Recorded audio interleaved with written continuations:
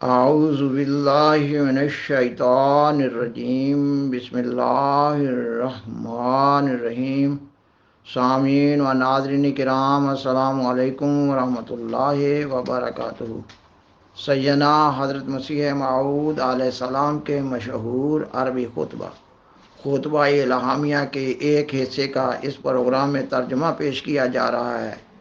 سامعین و ناظرین کرام، پروگرام کو آگے بڑھانے سے قبل درخواست ہے کہ اگر آپ کو یہ پروگرام پسند آئے تو اسے لائک کریں، اپنے دوستوں اور فیملی ممبر سے شیئر کریں اور حضرہ کرم اس چینل کو سبسکرائب کریں۔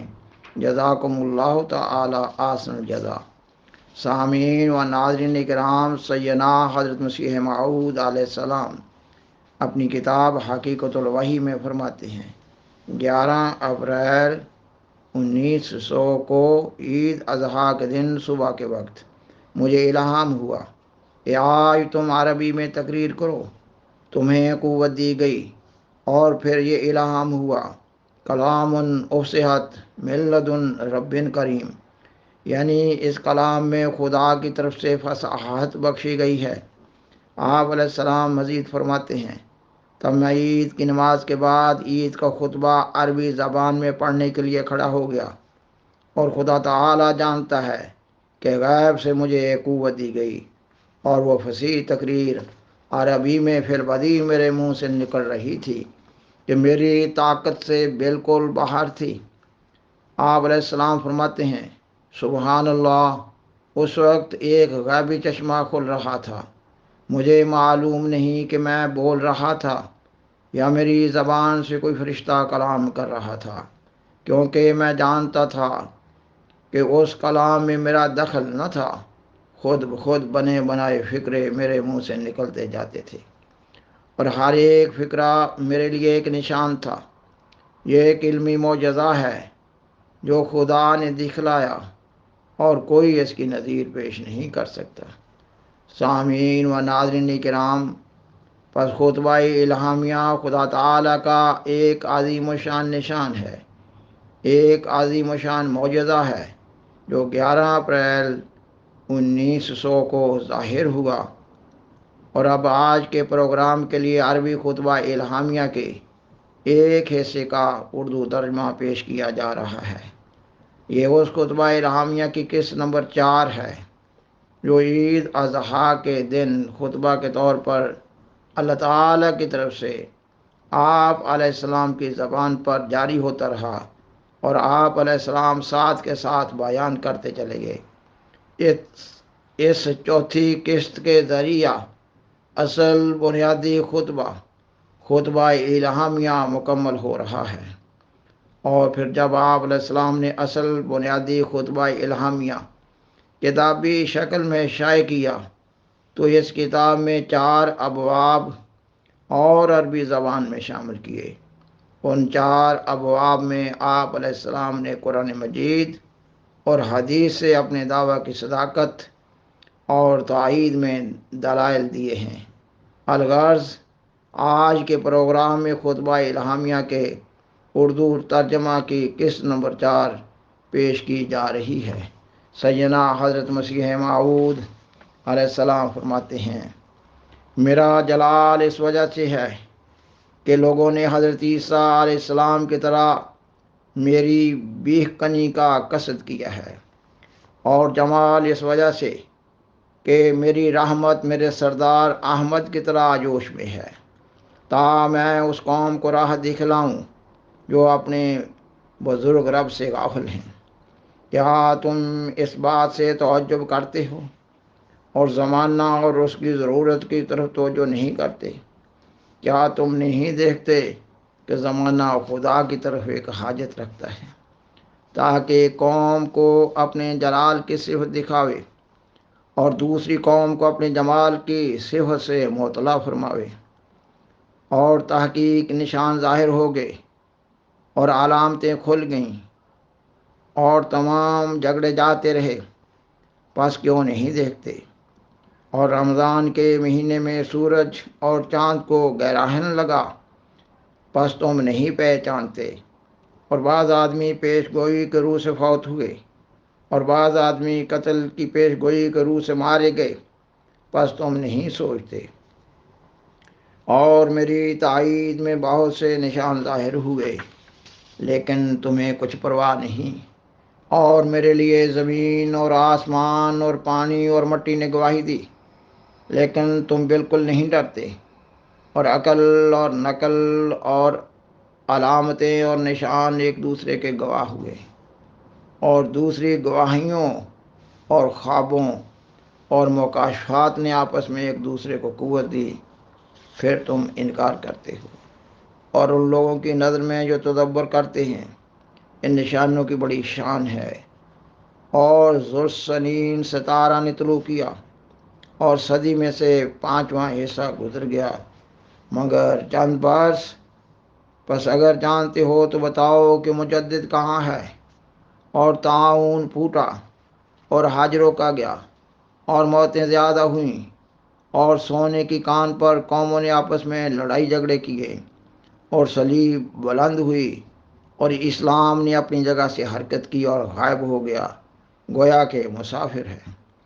اور فسق اور فاسق بہت ہو گئے، اور لوگوں نے شراب اور جوئے اور ناچ رنگ کی طرف رجوع کیا، اور بدکار اور ایک دوسرے پر سختی کرنے والے ظاہر ہوئے، اور پرہیزگار کم ہو گئے، اور ہمارے خدا کی تجلی کا وقت ظاہر ہو گیا، اور وہ سب کچھ نبیوں نے کہا تھا ظہور میں آیا۔ اور وہ سب جو کچھ نبیوں نے کہا تھا ظہور میں آیا، پس اس کے سوا کس بات کو مانو گے؟ اے لوگو، خدا کے لیے تم سب کے سب یا اکیلے اکیلے خدا کا خوف کر کے اس آدمی کی طرح سوچو جو نہ بخل کرتا ہے اور نہ دشمنی۔ کیا یہ وہ زمانہ نہیں کہ خدا بندوں پر رحم کرے؟ اور کیا یہ وہ زمانہ نہیں کہ بدی کو دفع کیا جائے اور جگروں کی پیاس کا میم برسانے سے تدارک کیا جائے؟ کیا بدی کا سیلاب اپنی انتہا کو نہیں پہنچا، اور جہالت کے دامن نے اپنے کناروں کو نہیں پھیلایا، اور ملک فاسد ہو گیا، اور شیطان نے جاہلوں کا شکریہ ادا کیا؟ پس اس خدا کا شکر کرو جس نے تم کو یاد کیا اور تمہارے دین کو یاد کیا، اور ضائع ہونے سے محفوظ رکھا، اور تمہارے بوئے ہوئے کو اور تمہاری زراعت کو آفتوں سے بچایا، اور می نازل فرمایا اور اس کے سرمایہ کو کامل کیا، اور اپنے مسیح کو ضرر کے دور کرنے کے لیے اور اپنے مہدی کو خیر اور نفع پہنچانے کے لیے بھیجا، اور تمہیں تمہارے امام کے زمانہ میں غیر کے زمانہ کے بعد داخل کیا۔ اے بھائیو، یہ ہمارا زمانہ ہمارے اس مہینے سے مناسبت تام رکھتا ہے، کیونکہ یہ آخری زمانہ ہے، اور یہ مہینہ بھی اسلام کے مہینوں میں سے آخری ہے، اور دونوں ختم ہونے کے قریب ہیں۔ اس آخری مہینہ میں بھی قربانیاں ہیں، اور اس آخری زمانہ میں بھی قربانیاں ہیں، اور فرق صرف اصل اور عکس کا ہے جو آئینہ میں پڑتا ہے، اور اس کا نمونہ زمانہ حضرت صلی اللہ علیہ وآلہ وسلم میں گزر چکا ہے۔ اور اصل روح کی قربانی ہے دانش مندوں، اور بکروں کی قربانیاں روح کی قربانی کے لیے مثل سایوں اور آثار کے ہیں۔ پس اس حقیقت کو سمجھ لو، اور تم صحابہ رضی اللہ تعالیٰ عنہم کے بعد یہ حق رکھتے ہو اور اس بات کے اہل ہو کہ اس حقیقت کو سمجھو، اور تم ان میں سے ایک آخری گروہ ہو جو خدا کے فضل اور رحمت سے اس کے ساتھ شامل کیے گئے ہو، اور زمانوں کا سلسلہ جناب الہی سے ہمارے زمانہ پر ختم ہو گیا ہے، جیسا کہ اسلام کے مہینے قربانی کے مہینہ پر ختم ہو گئے ہیں۔ اور اس میں اہل رائے کے لیے ایک پوشیدہ اشارہ ہے، اور میں ولایت کے سلسلہ کو ختم کرنے والا ہوں، جیسا کہ ہمارے سید حضرت صلی اللہ علیہ وآلہ وسلم نبوت کے سلسلہ کو ختم کرنے والے تھے، اور وہ خاتم الانبیاء ہیں، اور میں خاتم الاولیاء ہوں، میرے بعد کوئی ولی نہیں مگر وہ جو مجھ سے ہوگا اور میرے عہد پر ہوگا، اور میں اپنے خدا کی طرف سے تمام تر قوت اور برکت اور عزت کے ساتھ بھیجا گیا ہوں، اور یہ میرا قدم ایک ایسے مینارہ پر ہے جو اس پر ہر ایک بلندی ختم کی گئی ہے۔ پس خدا سے ڈرو اے جوان مردو، اور مجھے پہچانو، اور نافرمانی مت کرو اور نافرمانی پر مت مرو، اور زمانہ نزدیک آ گیا ہے، اور وہ وقت نزدیک ہے کہ ہر ایک جان اپنے کاموں سے پوچھی جائے اور بدلہ دی جائے۔ بلائیں بہت ہیں اور تمہیں صرف ایمان نجات دے گا، اور خطائیں بڑی ہیں اور ان کو گداز نہیں کرے گا مگر گداز ہو جانا۔ خدا کے عذاب سے اے میرے انصار ڈرو، اور جو خدا سے ڈرے ان کے لیے دو بہشت ہیں۔ پس غافلوں کے ساتھ مت بیٹھو، ان لوگوں کے ساتھ جنہوں نے اپنی موتوں کو بلا رکھا ہے۔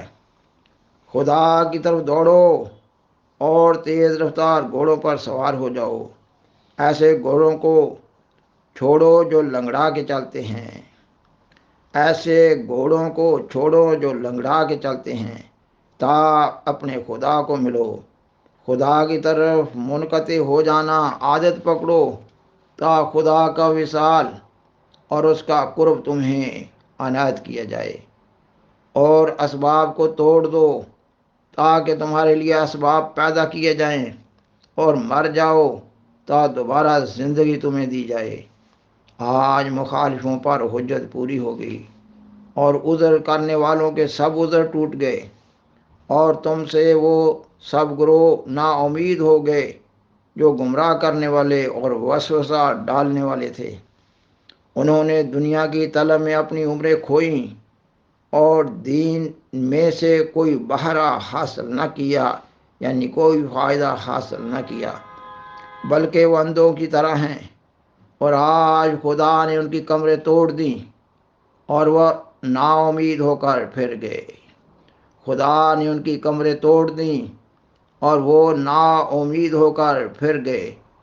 آج دیکھنے والوں کے لیے حق ظاہر ہو گیا، اور مجرموں کی راہ کھل گئی، اور حق سے کنارہ کرنے والا وہی شخص رہا جس کو ازلی محرومی نے روک دیا، اور وہی منکر رہا جس کو پیدائشی جور پسندی نے منع کر دیا، یعنی جس کی فطرت میں ظلم کرنا لکھ دیا گیا ہے، وہی ایمان لانے سے محروم رہا۔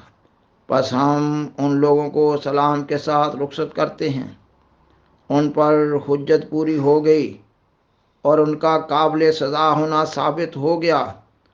پس اگر اب بھی باز نہ آئیں، پس صبر لائق ہے، اور عنقریب وہ جو ان کے حالات پر اطلاع رکھتا ہے ان کو متنبع کر دے گا۔